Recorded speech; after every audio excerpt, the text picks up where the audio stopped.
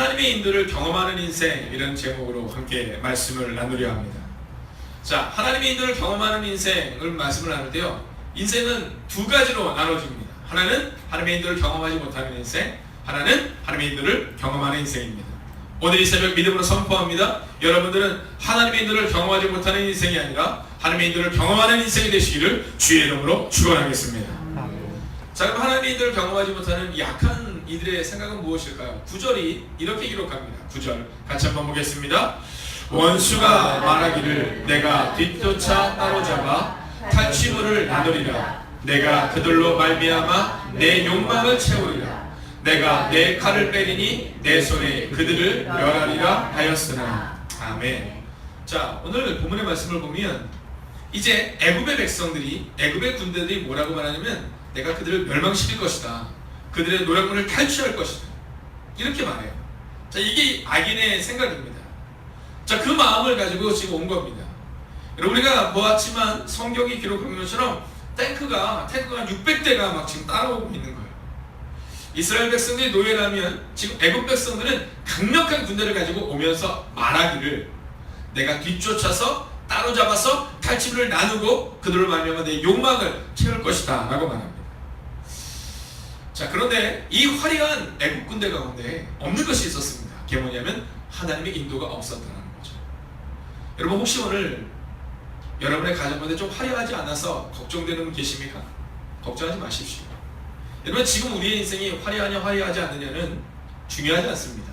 정말 중요한 것은 뭐냐면 지금 내 인생에 주님이 계신가 계시지 않은가가 우리의 인생을 결정짓는다라는 것입니다. 오늘 이 백성들은 하나님이 계시지 않았지만 그들은 뭐라고 말했느냐 하면 우리가 이길 것이다 라고 말해요. 그렇지만 그 하나님의 인도를 경험하지 못한 인생이 어떻게 됐는지 아십니까? 4절을 우리가 같이 한번 읽어보겠습니다. 4절 함께 읽을까요? 그가 바로의 병거와 그의 군대를 바다에 던지시니 최고의 지휘관들이 홍해에 잠겼고. 아멘. 자, 뭐라고 말합니까? 그가 바로의 병거와 그의 군대를 바다에 던졌다라는 거죠. 자, 근데 여기서 우리가 주목해야 보는 문장은 뭐냐면 최고의 지휘관들이 홍해에 잠겼고라는 표현입니다. 오늘 우리 가운데 최고라고 생각하는 것들이 있어요. 제가 어제 어떤 분을 만났는데 그분 저한테 무슨 이제 재밌는 얘기 드릴까요? 그러시더라고요. 그래서 얘기했더니 저한테 그러는 거예요. 무슨 만약에 목사님한테 한 50억쯤 생기면 어떨 것 같아요? 이렇게 얘기하더라고요. 50억쯤. 50억, 그러니까 어떤 분이 이렇게 미소가 참 미치는 것 같아요. 그래서 제가 그랬어요. 50억 생기면 너무 좋죠. 제가 그 돈 가지고 좋은 곳에서 쓸 수 있고 또 주님의 나라를 쓸 수 있고 너무 좋을 것 같은데요. 그때 이분이 뭐라 했냐면 본인 교회에 어떤 분한테 본인이 그랬대요. 아유, 이제 우리 성도님에게, 새로 오신 성도님에게 50억이 생기면 얼마나 좋겠냐. 그랬더니 그분이 그러죠. 목사님, 무슨 말씀 그렇게 하세요? 무슨 말씀 그렇게 하세요? 50억이라니. 근데 그를 전도한 분이, 옆에 있는 분이 그러시더라고요. 목사님, 그분 자산이 500억인데 50억 생기면 자살하죠. 그래서 그분이 그러시는 거예요. 근데 그 이후의 얘기가 더 재밌습니다. 근데 어떻게 결혼식이 되었어요? 500억의 자산가였는데, 물론 지금도 500억의 자산가이지만 그 자녀의 문제가 있었던 거예요. 이 나이가 꽤 드신 분이셨는데 이제 그분이 이 유언장을 작성하려고 하는, 뭐 아주 후의 일이긴 하지만 근데 그 가족 가운데 그 가족이 아주 큰 갈라짐이 있었던 거예요.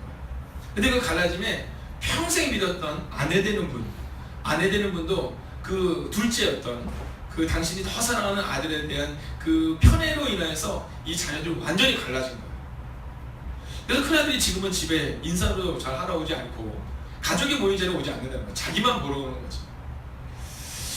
자, 어떤 사람에게는 50억이 생기면 저 같은 사람에게는 너무 행복할 것 같은데 어떤 사람은 50억이 생기면 그럼 자살한다는 겁니다. 근데 500억이 있으면 뭐 하냐라는 거죠. 그래서 거기에서부터 이제 신앙생활을 시작하게 되었다는 얘기를 저한테 해주시더라고요. 최고의 지휘관들이 있었지만 하나님의 인도를 경험하지 못한 그들은 홍해에 잠겼다라는 겁니다. 자, 그리고 나서 또한 뭐라고 말합니까? 5절을 같이 한번 읽어볼까요? 함께 했습니다. 시작. 깊은 물이 그들을 덮으니 그들이 돌처럼 깊음 속에 가라앉았다. 여러분, 화려했어요. 그 당시 애굽은 지금의 미국이나 지금의 중국을 합쳐놓은 것만큼의 강력한 제국이었어요. 근데 그들이 어떻게 됐다고요? 돌처럼 가라앉았다라는 겁니다. 왜요? 이들 가운데는 하나님의 인도하심이 없었다라는 거죠. 마지막으로 7절, 하나님의 인도하심이 없는 사람들의 마지막을 함께 읽겠습니다. 시작. 주께서 주의 큰 위엄으로 주를 거스리는 자를 엎으시니이다. 주께서 진노를 말하시니 그 진노가 그들을 지푸라기 같이 사르니이다. 아멘. 할렐루야. 여러분 기억하십시오. 여러분 주님이 진노를 말하시니까 지푸라기처럼 태워버렸다라는 겁니다. 그 당시에 화려했던 애굽을 말입니다. 근데 저는요, 이것이 애굽의 모습이었거든요. 근데 이 모습 가운데 제일 저한테 인상 깊었던 장면은, 하나님이 주셨던 은혜의 장면은 어떤 장면은 10절이었어요. 10절 같이 한번 읽겠습니다. 시작. 주께서 바람을 일으키심에 바다가 그들을 덮으니 그들이 거센 물에 낙같이 잠겼나이다. 아멘. 여러분 화려하면 뭐하냐는 거예요. 자, 납덩이는 어떠한 성질을 가지고 있습니까? 물속에 던지면요 가라앉아요. 여러분 납덩이는 화려한 것 같고 납덩이는 의미가 있는 것 같이 보이지만 그것이 물속에 가라앉아 버린다랍니다. 주께서 바람을 일으키시네. 자, 애국 군대의 모습입니다. 여호와의 인도를 경험하지 못하는 인생의 모습이 바로 이와 같다는 거예요. 오늘 우리가 화려하냐 화려하지 않냐가 중요한 것이 아니라 하나님의 인도를 경험하지 못하면 납같이 물에 잠기지만, 그러나 하나님의 인도를 경험한 인생은 다르다라는 겁니다. 자, 그렇다면 하나님의 인도를 경험한 인생은 어떻게 보여줄까요? 자, 6절을 우리가 함께 읽겠습니다. 6절입니다. 시작. 여호와여 주의 오른손이 권능으로 영광을 나타내시니이다. 여호와여 주의 오른손이 원수를 부수시니이다. 아멘. 할렐루야. 여러분 제가 이것을 현대인의 성경으로 한번 읽어드리겠습니다. 여호와여 주의 오른손이 권능으로 영광을 나타내시며 주의 오른손이 원수를 쳐 부수셨습니다. 너무 놀랍고 위대한 일이에요. 여러분 여호와의 오른손이 있는 인생이 바로 여호와의 인도하심을 경험하는 인생이라는 겁니다. 자, 이 장면을 볼 때 생각나는 장면 있지 않습니까? 모세가 딱 지팡이를 짚은 거예요. 지팡이를 짚고는 하나님의 말씀을 순종하는 거예요. 여러분 여호와의 오른손의 권능을 믿는 사람만이 순종할 수 있는 겁니다. 여호와의 권능을 믿는 사람만이, 경험한 사람만이 하나님의 역사와 인생의 주인공으로, 역사의 주인공으로 등장할 수 있다라는 겁니다. 오늘 모세는요 이 사실을 분명히 믿었어요. 그래서 12절을 보면 이렇게 기록합니다. 12절 함께 읽을까요? 주께서 오른손을 드신즉 땅이 그들을 삼켰나이다. 아멘. 할렐루야. 여러분 하나님이 함께 하시지 못한 인생은 낙같이 가라앉았는데, 하나님이 함께 하시는 인생은 그의 원수들이, 그의 문제들이 땅속에 가라앉았다. 즉 땅이 그들을 삼켰다라고 성경은 기록하고 있다는 겁니다. 여러분 이 새벽 주의 이름으로 선포합니다. 하나님의 인도하심을 경험하지 못하는 화려한 인생으로 낙같이 돌같이 물속에 가라앉는 인생 되는 것이 아니라 문제가 사라지는 오늘 모세와 이스라엘과 같은 여호와의 인도를 경험하는 여러분이 되시기를 주의 이름으로 축원하겠습니다. 여러분 결론입니다. 13절을 함께 읽겠습니다. 함께 읽을까요? 시작. 주의 위대하심으로 주께서 구속하신 백성을 인도하시되 주의 이름으로 그를 주의 거룩한 처소에 들어가게 하시나이다. 아멘. 자, 이제 오늘 결론을 내는 겁니다. 자, 여호와의 인도를 경험하지 못하는 인생이 낙같이 화려했지만 멸망하는 인생이었다면, 여호와의 인도를 경험하는 인생은 하나님의 권능의 오른손을 믿고 나가는 인생이에요. 근데 그 인생을 위해서 오늘 우리가 붙들어야 될 말씀의 그러한 주제가 있습니다. 바로 그 말씀의 주제구를 하나를 뽑자면 바로 이 13절인 거예요. 자, 오늘 13절을 보면 첫 번째는 뭐라고 말하면 주의 인자하심으로 이렇게 나왔어요. 주의 인자하심으로. 이게 어떤 의미인지 아십니까? 주의 한결같은 사랑으로 라는 표현이에요. 한결같은 사랑. 여러분 하나님을 여러분처럼 생각하지 마세요. 여러분 왜 믿음이 중요한지 아십니까? 우리 믿음이 중요한 이유는요, 하나님은 한결같은 사랑으로 우리를 지키시는 분인데 우리는요 우리의 믿음으로 하나님이 나와 같지 않을까라는 마음을 가져요. 여러분 부부들이 싸움을 합니다. 종종 싸움을 하죠. 근데 그때 뭐라고 말해요? 네, 참 기분 나쁜 말 중에 하나일 수 있지만 이렇게 싸울 때 그런 얘기 하잖아요. 내가 당신 같은 줄 알아? 이렇게 얘기합니다. 내가 당신 같은 줄 알아? 당신이 그런 생각을 갖고 있으니까 나한테 그렇게 말하는 거 아니야? 라는 말을 하죠. 주의 인자하심으로라는 표현은 주님의 한결같은 사랑으로라는 표현이에요. 여러분 왜 우리가 주님의 인도하심을 신뢰하지 못하느냐면 내 믿음으로 하나님을 보기 때문이에요. 하나님은 한결같이 우리를 사랑하시는데 우리의 마음은 자꾸 바뀌거든요.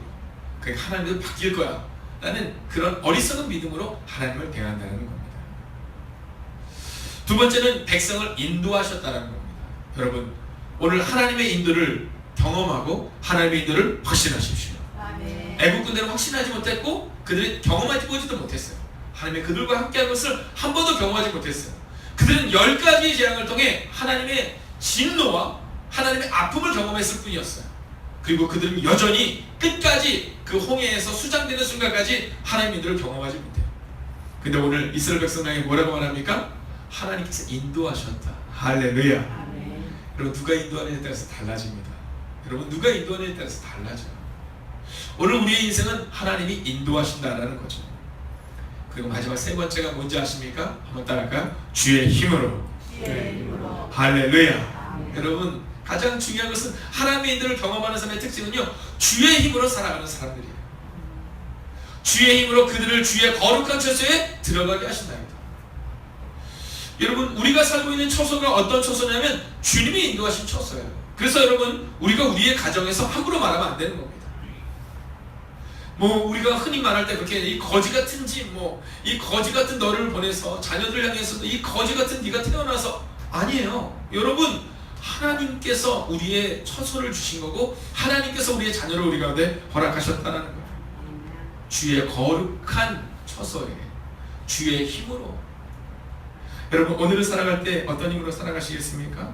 주님의 힘으로 살아가십시오. 아멘. 오늘 이 새벽의 시간 우리 주일도 우리 주님도 공부할 때 어떤 힘으로 공부하는 거냐면 주님의 주신 힘으로 공부하는 거예요. 아멘. 오늘 사업을 하실 때, 하나님 앞에 직장을 다니실 때, 미래에 대한 꿈을 꾸실 때 누구의 힘으로? 하나님의 주님의 힘으로, 그 믿음으로 나아가는 겁니다. 여러분, 미국 기독교 출판협회의 각 부분을 시사하는 이 골드 메달리온이라는 이 시상이 있어요. 자, 우리로 치면 이 베스트셀러를 이 기록한 사람들에게 주는 상입니다. 근데 이 상을 받았던 사람 중에 마크 메이슨이라는 사람이 있습니다. 자, 제가 조용기 목사님의 글을 보는데 그분의 글 중에 벌써 한 3년 정도 전에 내용이긴 하지만 이런 내용이 나오더라고요. 이분이 선천적으로 우울한 기질을 가지고 태어난 분이시다는 거예요. 어렸을 때부터 우울증을 겪고 삶의 회의를 느끼며 살았답니다. 근데 어느 날 성경을 읽는데 빌립보서 4장 4절, 주 안에서 항상 기뻐하라, 내가 다시 말하노니 기뻐하라. 자, 이분은 태어나면서부터 기질 자체가 이 우울증을 계속해서 겪고 있었던 사람이에요. 자살의 충동을 늘 겪었던 사람이거든요. 근데 말씀을 딱 붙들고 주 안에서 항상 기뻐하라, 내가 다시 말하노니 기뻐하라. 그래, 내가 한번 90일 동안만, 며칠 동안요? 90일 동안만 기뻐하라는 마음으로 살아가겠다라는 마음의 결단을 하게 됩니다.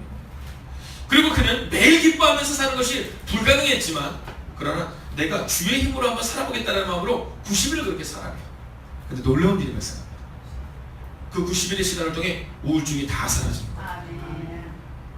그 전까지 내 힘으로 노력하고 약을 먹고 안 됐다는 거예요. 그런데 주님의 힘으로 주 안에서 살아가자 그 일이 일어나기 시작했다는 거예요. 그리고 그는 그 놀라운 일을 경험한 다음에 두 번째로 기뻐하라 다음 이어지는 기도하라에 집중하기 시작했어요. 내가 한번 주님의 힘으로 기도해 보겠다. 그리고 그는 세 번째로 내가 주님의 힘으로 범사에 감사해 보겠다. 기뻐하라, 기도하라, 범사하라, 이 세 가지의 삶이 그의 삶 가운데 새겨졌을 때, 여러분, 그는 베스트셀러의 작가의 반열에 오를 수 있었다라고 그는 고백한다는 겁니다. 여러분, 오늘 화려하지 않아도 상관없습니다. 우울증을 겪고 있어도 상관없습니다. 오늘 이 새벽 우리의 마음을 정하는 겁니다. 내가 이제는 주의 힘으로 주님의 인도하심을 경험하며 살아가겠다. 아멘. 공부할 때도, 사업을 할 때도, 미래에 대한 꿈을 꿀 때도 주의 인도하심으로, 주의 힘으로 살아가겠다. 아멘. 여러분, 그 믿음의 고백이 여러분과 저의 삶 가운데 있기를 주의 이름으로 축원하겠습니다. 기도하겠습니다. 자, 여러분, 오늘 이 시간 우리가 두 가지를 위해서 기도하는데요. 첫 번째로 우리의 교회와 여러분의 가정을 먼저 중보하겠습니다. 혹은 하나님, 오늘 제가 마음